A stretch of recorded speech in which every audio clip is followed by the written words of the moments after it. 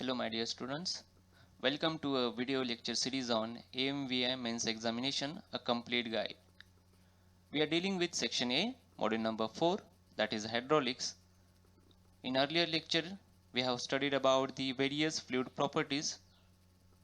Now we are going to study the applications of the surface tension, which is one of the important fluid property. So welcome to lecture number 5. So let's start.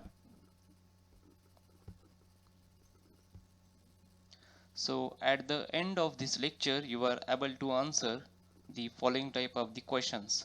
Question number 1, pressure inside a water droplet. Option A, P is equal to sigma by D. Option B, P is equal to 2 sigma by D. Option C, P is equal to 4 sigma by D. Option D, P is equal to 8 sigma by D. So here P stands for the pressure, sigma stands for the surface tension, D stands for the diameter of the water droplet. So question number 2, the pressure within a soap bubble is option A less than the external pressure, option B greater than the external pressure, option C equal to the external pressure, option D equal to the vapor pressure at the prevailing temperature. Prevailing temperature means at the given temperature. Question number 3, pressure inside a cylindrical liquid jet. Option A, P is equal to sigma by D, P is equal to 2 sigma by D, P is equal to 4 sigma by D, P is equal to 8 sigma by D. And the last question, formation of the large soap bubble is possible because the soap solution has option A high value of surface tension, option B a low value of surface tension, option C a moderate value of the surface tension, option D none of these. So we will answer these questions at the end of this lecture, because by the time you will understood the concepts, the applications of the surface tension. So let's start with the first application, that is the pressure inside a water droplet. जो भी आपने water droplet देखा होगा वो spherical बनता है, और हमने उसका रीजन देखा था, that is because of the surface tension. वो अपना जो भी सरफेस एरिया है वो कम करने का ट्राई करता है. तो surface area for the given volume it will be minimum for the sphere. Okay, so जो भी वाटर ड्रॉपलेट रहता है, जब वो उसके बूंद बनते हैं वो स्पेरिकल शेप में रहते हैं. ओके, जो भी उसके ड्रॉपलेट्स बनते हैं वो कभी भी स्पेरिकल शेप में रहते हैं. Okay, so let's assume some parameters so that we can calculate the pressure inside a water droplet. So capital P is the pressure inside a water droplet which is above the outside pressure. external pressure से भी ज़्यादा pressure water droplet के अंदर रहता है. that is nothing but the pressure P. okay, outside pressure मतलब atmospheric pressure.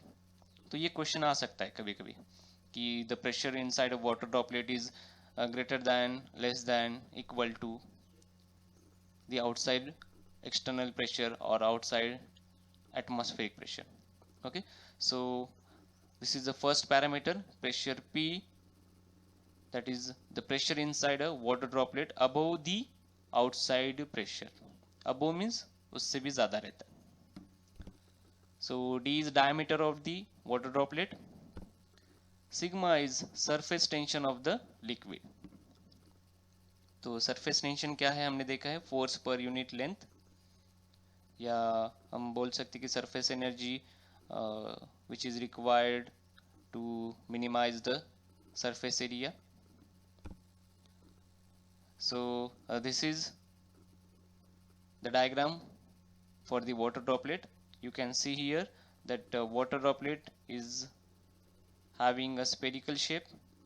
Then the pressure forces are acting. Okay, मतलब जो भी एक्सटर्नल फोर्सेस है वो प्रेशर फोर्सेस है यहाँ पे एक्ट हो रहा है. तो यहाँ पे हमने क्या किया, जो भी वाटर ड्रॉपलेट था उसको बर्स्ट किया.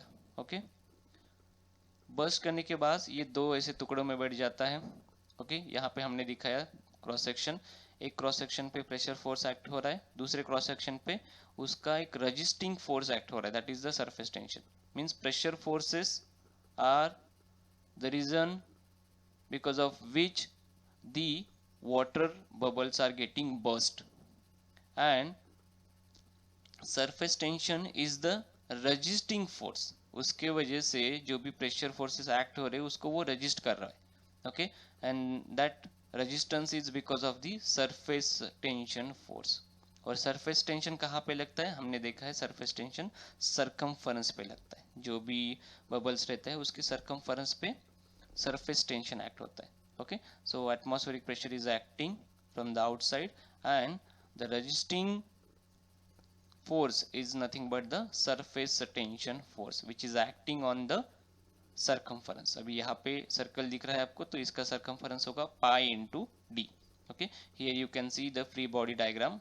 Okay, the pressure force is acting in the left direction and the equal and opposite resisting forces are acting in the rightward direction, that is nothing but the sigma. So we can see here one droplet, okay, on which the pressures are acting, okay, which is having a radius of r, or we can say the diameter of d. So here you can see whatever the water droplets are getting formed, those are spherical in shape. Okay, so let's see what is the pressure inside a water droplet. So यहाँ पे हमने देखा था कि जो भी यहाँ पे दो फोर्सेस एक्ट कर रहे, एक है pressure force that is the bursting force, second one है surface tension force that is the resisting force. Okay, so bursting force that is the pressure force is equal to pressure into the area. अभी pressure हमको पता है, we have consider that the pressure is P which is the above the atmospheric pressure. Okay, तो अभी हमको pressure force निकालना है. you know pressure is equal to force upon area.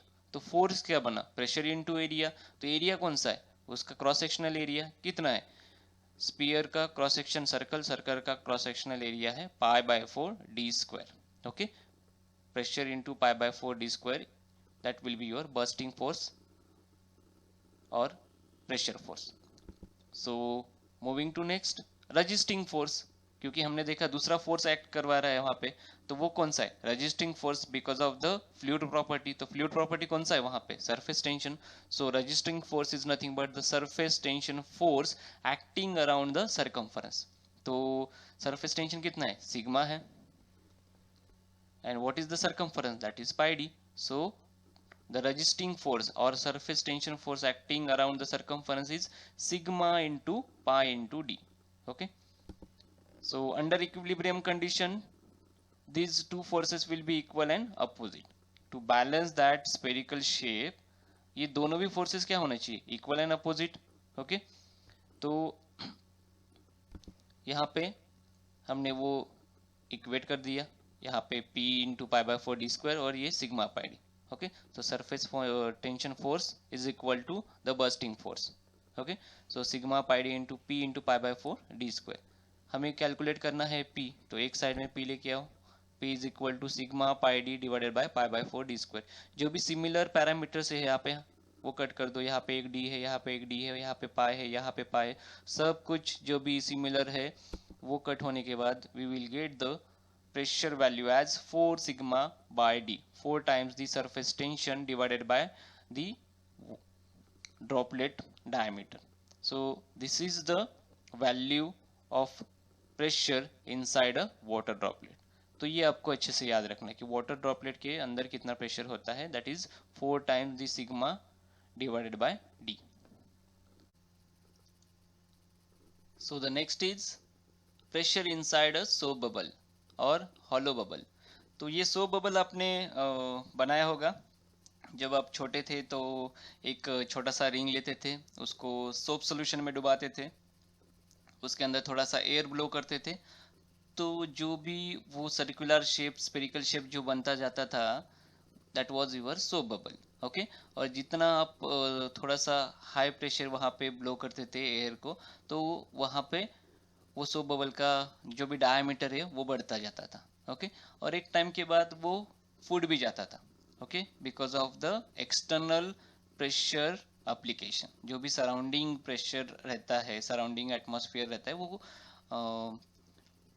उसके ऊपर कुछ प्रेशर एक्ट करता रहता है। ओके, तो उसकी वजह से वो बर्स्ट भी हो जाता है। लेकिन पहले क्यों बर्स्ट नहीं हुआ? क्योंकि उसको कुछ रजिस्ट कर रहा है। तो वो रेजिस्टेंस कौन क्रिएट कर रहा है? That was created by the surface tension. So let's see some parameter.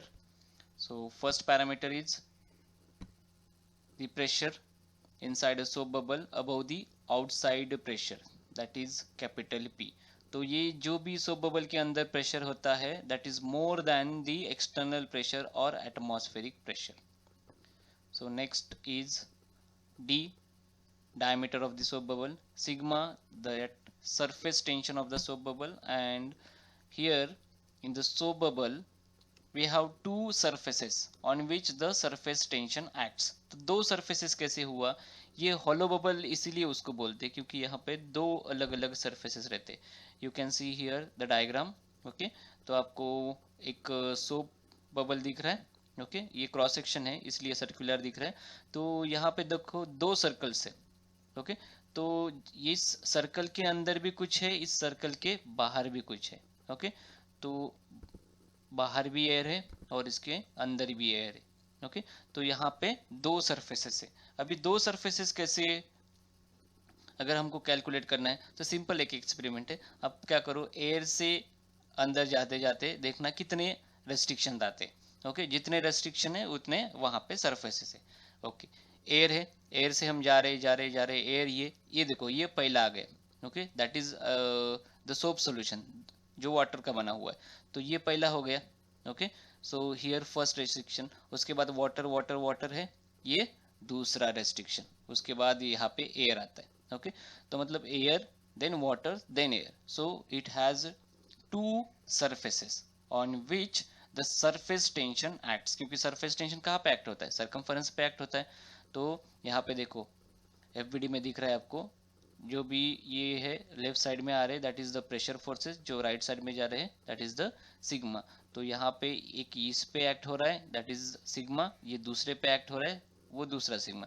तो यहाँ पे कितने, दो सिग्मा एक्ट हो रहे हैं क्योंकि दो सरकमफरेंस या दो सरफेसेस है, हम ऐसा कंसिडर कर सकते हैं। क्योंकि दो सरफेसेस है तो दो सरकमफरेंस बनेगा। तो जो भी वैल्यू रहेगा सरफेस टेंशन का that is double the value of the water droplet. Water droplet में हमने एक सिग्मा कंसिडर किया था, तो जो भी उसका सरकमफरेंस था दैट वाज पाई डी। तो सरफेस टेंशन फोर्स कितना था, रजिस्टिंग फोर्स कितना था वाटर ड्रॉपलेट में, that was sigma into pi D. But soap bubble में क्या है, दो सरफेसेस है, so we have to multiply that sigma pi D by 2 to get the total surface tension force in the soap bubble. So let's see the pressure inside a soap bubble. तो हमको वो calculate करना है। यहाँ पे देख सकते हो आप बहुत सारे सोप बबल फॉर्म हो रहे हैं। ओके, और वो सब जो भी सोप बबल यहाँ पे फॉर्म हो रहे हैं those are in the spherical shape because of the surface tension. Okay, so यहाँ पे ये जो भी सोप बबल आपको दिख रहे हैं इसके बाहर एयर है, इसके अंदर एयर है, उसके मतलब यहाँ पे दो अलग अलग सरफेसेस है।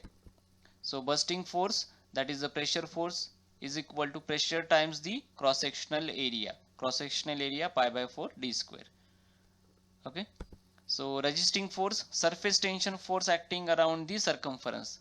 तो ये कितना हो गया, 2 times the sigma into pi d, क्योंकि यहाँ पे दो सरफेसेस है इसलिए 2 sigma is the surface tension और pi d is the circumference. Okay, so the resisting force is 2 times the sigma pi d. तो इक्विलिब्रियम के लिए हमें क्या चाहिए, bursting force should be equal to resisting force और pressure force should be equal to the surface tension force acting around the circumference. Okay, तो ये दोनों भी इक्वल एंड अपोजिट रहते हैं, इसलिए हम बैलेंस के लिए हम उसको इक्वेट कर देंगे। So resisting force is equal to 2 into sigma pi D and the bursting force that is pressure force is equal to P into pi by 4 D square. हमें कैलकुलेट करना है पी, तो पी एक side लेंगे बाकी सब parameters दूसरे side. Okay, तो जो भी सिमिलर वैल्यूज है वो कट हो जाएंगे, यहाँ से डी ऊपर एक डी है वो कट हो जाएगा, तो यहाँ पे नीचे एक डी बच जाएगा। Okay, pi pi will get cancel. जो भी यहाँ पे 4 है वो न्यूमरेटर में चला जाएगा. Okay, so we get the pressure value as 8 sigma by d. So we can say that it is the double the value of the pressure inside a water droplet. Okay, soap bubble के अंदर जितना pressure रहता है, okay, वो कितना twice the pressure inside a water droplet रहता है. Okay, so अगर हमने दोनों का diameter same consider किया, okay, for a same diameter of soap bubble and water droplet, we can conclude that the pressure in the soap bubble is twice the pressure inside a water droplet. Okay, so और एक दूसरा conclusion यहाँ पे कर सकते हैं, formation of large soap bubble is possible because the soap solution has a high value of the surface tension. Okay, soap solution रहता है, उसका वैल्यू जो रहता है सरफेस टेंशन का वो हाई रहता है, तो उसके वजह से छोटा प्रेशर भी आपने अप्लाई किया तो उसका डायामीटर जो रहता है, सोप बबल का जो डायामीटर रहता है वो बढ़ते जाता है. Okay, so this is the conclusion from the pressure inside a soap bubble. So उसका वैल्यू कितना है, pressure is equal to 8 sigma by D. So next is pressure inside a cylindrical liquid jet. तो cylindrical liquid jet आप diagram में यहाँ पे देख सकते हो. ओके, तो यहाँ पे दो अलग अलग पैरामीटर्स है. ओके, यहाँ पे उसको लेंथ भी है, इसको डायमीटर भी है. अर्लियर जो भी वाटर ड्रॉपलेट था या सोप बबल था उसमें सिर्फ डायमीटर थे, लेकिन यहाँ पे सिलिंड्रिकल शेप होने की वजह से इसको लेंथ भी आएगा. ओके, सो सरकमफरेंस अगर हम इस फिगर से देखेंगे तो सरकमफरेंस क्या आएगा, L plus D plus L plus D, मतलब 2L plus 2D is the total circumference of this cylindrical liquid jet. Okay, और सरकमफरेंस पे ही आपका जो सरफेस टेंशन है वो एक्ट कर रहा है. Okay, so let's see what is the pressure inside a cylindrical liquid jet. So again we will consider some parameters like P is pressure inside a cylindrical liquid jet which is above the outside pressure. Okay, then D is diameter of the cylindrical liquid jet, sigma is surface tension of that liquid, and L is the length of the cylindrical liquid jet. So pressure inside a cylindrical liquid jet हमें अभी calculate करना है. तो यहाँ पे आप diagram में देख सकते हो कि जो भी यहाँ पे लिक्विड जेट क्रिएट हो रहा है, ओके, उसको जितना लेंथ है और जितना डायमीटर है दोनों को हम कंपेयर करेंगे तो एक चीज हमको समझ में आती है, that the cylindrical liquid jet has more value of the length as compare to the diameter. मतलब लेंथ डायमीटर के कंपेयर में बहुत ज्यादा है, तो हम डायमीटर को निग्लेक्ट कर सकते हैं. ओके, तो वो निग्लेक्ट कहाँ करेंगे अभी हम डेरिवेशन में देखेंगे. So first force is the bursting force, pressure force that is pressure times the cross sectional area that is L into D. क्योंकि ये सिलिंड्रिकल है तो रेक्टेंगल बन जाएगा क्रॉस सेक्शन, तो रेक्टेंगल का क्रॉस सेक्शनल एरिया कितना है L इंटू डी, और उसमें प्रेशर कितना है P, तो बर्स्टिंग फोर्स या प्रेशर फोर्स कितना है, pressure times the cross sectional area. So bursting force और pressure force is pressure times the cross sectional area, P into L into D. Next, resisting force that is the surface tension acting around the circumference. Okay, तो वो कितना हुआ, surface tension sigma into the circumference. Circumference कितना है 2L plus 2D that we have seen the from the figure, 2 times the length plus 2 times the diameter. Okay, और अभी हमने देखा कि लेंथ जो भी है वो बहुत ज्यादा है as compare to the diameter. Okay, तो 2L is very very much larger than 2D. Okay, L is more greater than the diameter D, so we can neglect the diameter. तो diameter neglect हुआ तो ये 2D भी चला गया, तो resisting force क्या बचा, रजिस्टिंग फोर्स सिर्फ सिग्मा इंटू 2L रहा. Okay, so resisting force is sigma into 2L. So for equilibrium we have to equate the bursting force with the resisting force. So sigma into 2L, that is the resisting force, is equal to bursting force P into L into D. तो pressure निकालना है, pressure एक side, दूसरे parameters दूसरे side. Okay, जो भी similar parameters है like here L L है तो वो कट हो जाएंगे, तो लास्ट में बचेगा pressure is equal to 2 times the surface tension sigma divided by D. So pressure inside a cylindrical liquid jet is 2 times sigma divided by D. तो आपको ये सब कुछ डेरिवेशन याद रखने की जरूरत नहीं है, सिर्फ जो भी लास्ट वैल्यूज है, pressure inside a cylindrical liquid jet, inside water droplet, inside a soap bubble, सिर्फ उसके वैल्यूज अच्छे से याद रखने. ये डेरिवेशन इसलिए यहाँ पे हमने लिया है सो दैट आपको बेसिक समझ में आएगा कि ये वैल्यू आया कहाँ से. Okay, so summary, that is the pressure inside a water droplet, soap bubble and cylindrical liquid jet. Okay, so first one is the pressure inside a water droplet, that is P is equal to 4 sigma by D. soap bubble में 8 sigma by D and cylindrical liquid jet में it is 2 sigma by D. अगर आप देखोगे तो सब जगह पे वो स्पेरिकल शेप ले रहा है. ओके, स्पेरिकल शेप ले रहा है क्योंकि हमने देखा है जो भी सरफेस एरिया रहता है वो स्पीयर का सबसे कम रहता है फॉर ए गिवन वॉल्यूम. तो हमने यह ऑलरेडी सरफेस टेंशन का कॉन्सेप्ट सीखते वक्त देखा था. तो आप बोलोगे सर यहाँ पे तो स्पीयर नहीं आ रहा है. नहीं आ रहा है क्योंकि यहाँ पे ग्रेविटेशनल फोर्स भी एक्ट हो रहा है, उसका खुद का वेट भी एक्ट हो रहा है. ओके, जानबूझ के मैंने यहाँ पे ये फिगर ऐसा बनाया है so that you will come to know that जो भी वाटर ड्रॉपलेट रहता है वो स्पेरिकल रहता है, बट अगर वहां पे ग्रेविटेशनल फोर्स जीरो रहा तो. ओके, अगर ग्रेविटेशनल फोर्स वहां पे एक्ट करता है तो वो ऐसा एक शेप लेता है. ओके, एक इस टाइप का वो शेप एक्ट यहाँ पे करवाता है. So mostly all droplets, soap bubbles, okay, are in the spherical shape only. So this is the summary of pressure inside a water droplet, soap bubble and cylindrical liquid jet. आपको सिर्फ इतना याद रखना है क्योंकि इसी के ऊपर डायरेक्ट इनडायरेक्ट क्वेश्चंस आते हैं.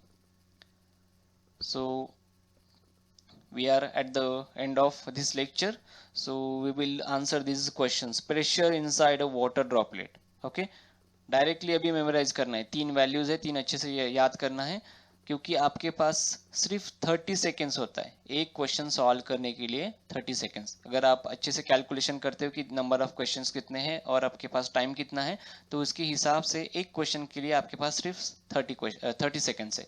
सो within the 30 second you have to read the question, you have to see the options and you have to opt for the correct option.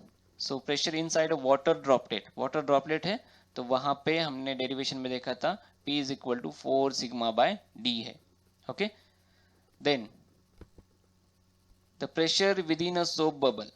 Okay, जो inside प्रेशर रहता है soap bubble के अंदर, okay, वो external के कंपेयर में क्या रहता है, तो हमने वो देखा that is greater than the external pressure. These are the basic concept that you have to understood. So इसका आंसर है बी ऑप्शन.